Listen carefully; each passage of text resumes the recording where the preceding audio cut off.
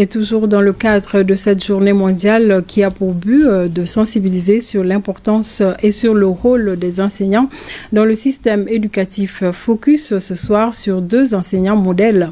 Tous 2 à la retraite, ils ont dédié leur vie à la transmission du savoir, un métier qu'ils regrettent de voir aujourd'hui perdre sa valeur. Moussa Papa Aïdara et Toumani Diabati sont allés à leur rencontre.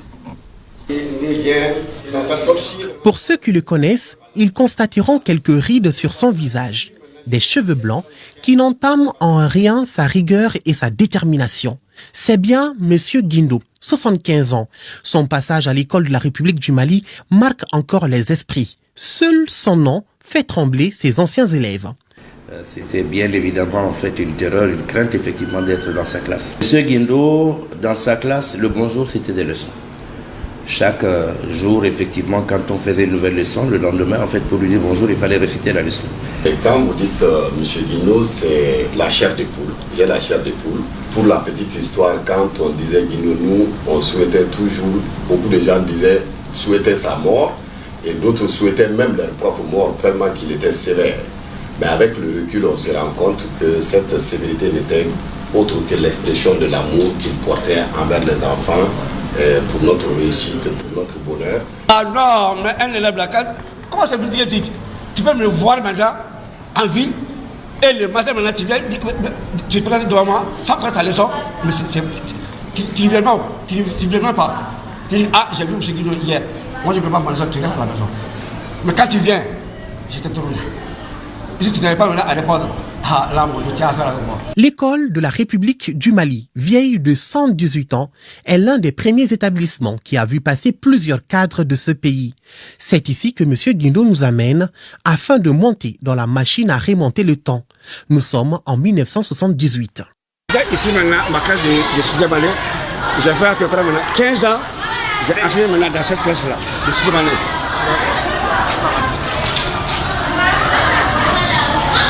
À la retraite depuis 2008, oubliant qu'il n'est plus le maître des lieux, il enfile vite sa casquette d'enseignant. Tu te prépares? Ouais, égal. Moi, un bon enseignant, c'est un enseignant qui est venu par conviction, qui est venu maintenant par vocation et qui suit exactement maintenant les règles maintenant pédagogiques. Voilà, il n'est pas venu pour l'argent, hein. Un enseignant n'est pas fait pour être riche. Justement, facilement Bagayogo, ce sexagénaire aussi à la retraite reste encore attaché à sa passion, l'enseignement. Le poids de l'âge ne l'empêche pas de faire la ronde dans son ancien établissement pour reprendre la craie. Un sentiment de satisfaction, sinon il y a longtemps que j'ai laissé la craie, depuis 2011.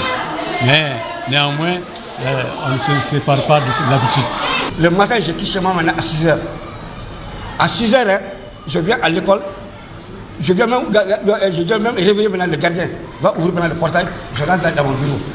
Et aussitôt maintenant, je viens préparer maintenant des leçons. C'est-à-dire, je vais préparer maintenant des leçons pour les élèves qui viennent maintenant à 7h. Voilà. Et on commence maintenant le cours. Ça, c'était ma vie. C'est à midi que moi je commence maintenant à donner mon exercice. Le sérieux et la discipline se conjuguaient avec tous les enseignants. Condition sine qua non pour être aussi un élève modèle. Il n'y a pas de retard. Quand tu viens à la porte fermée, non, il faut rester à la maison. Ça c'est fini. Tu ne peux plus venir. Voilà. Pour la petite histoire, les enfants maintenant du lycée Sekouli sont venus à l'arrêt, ils ont trouvé que la porte fermée, sont retournés. Et ce sont chefs de cabinet, s'ils m'ont connaît, j'ai venu maintenant avec eux. Dans la porte maintenant, moi je dis c'est qui. La soirée, je suis le chef de cabinet. Pour les enfants, le chef de cabinet. J'ai frappé maintenant un des enfants de Sekouli. Tu n'as pas vu de la porte fermée? Pourquoi vous venez encore? C'est fini, hein, je suis le chef de cabinet là. C'est terminé, les gens là, et bien ils connaissent très bien. Le cas est tourné. Depuis qu'ils sont partis maintenant voir le ministre a tapé sur le chef de cabinet. Pourquoi tu es parti avec les enfants? Tu crois que M. Guido, il a une discipline très rigoureuse. Quand il dit maintenant 7h, c'est 7h. Quand il est en retard, non, même si tu es le président, il ne trouve pas la classe. Donc on ne pouvait pas fauter sans inconvénients. Mais actuellement, ce suivi n'est pas ça. Il n'y a plus de rigueur. Le taux de réussite des élèves dépend en grande partie aussi des cours dispensés. Un métier noble qui s'apparente aujourd'hui au commerce selon les dévanciers. On doit se lever un bon matin pour dire que je suis enseignant. Non, ça, c'est pas possible. Yeah. Bon, et les femmes, maintenant, elles ont toutes maintenant leur babykage, leur gimbéré, etc. On fait maintenant le tour des classes. Et si jamais un élève ne paye pas à Tourachou, et tant que maintenant ça sera fini, le cours ne commence pas. Même le directeur, il va. Non, mais c'est incroyable. Le métier d'enseignant bat de l'aile au Mali. Le coût de la vie prend le pas sur la profession et la vocation redouble de classe. Non, ce n'est plus une vocation. Ce n'est plus une vocation.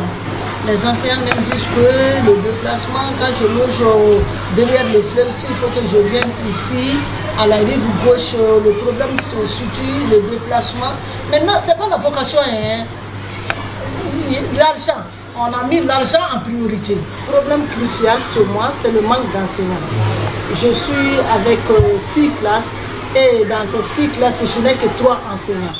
On faisait 3 mois sans salaire, mais n'empêche, on travaillait.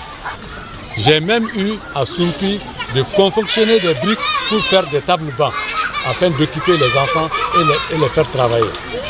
Mais actuellement, si les gens parlent d'arrêt de travail sans salaire, c'est le moment qu'il a voulu.